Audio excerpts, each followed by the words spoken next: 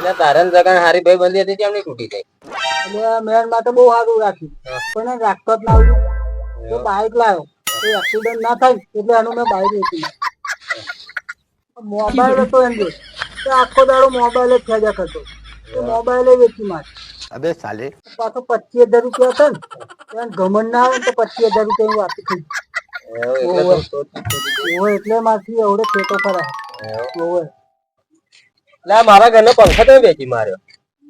તું આખો દાડો પંખે બેહી ના રહ્યો ને એટલે વેચી માર્યો. આ તો મથો કેટલો કઈડા એ તો કઈડે તો તખન તું પંખો ના આવ્યો તો આખો દાડો ઘેર ને ઘેર બેહી રહ્યો. અબે સાલે કામ ધંધો કરવું નહીં, પાછો આખો દાડો પડ્યો રહું.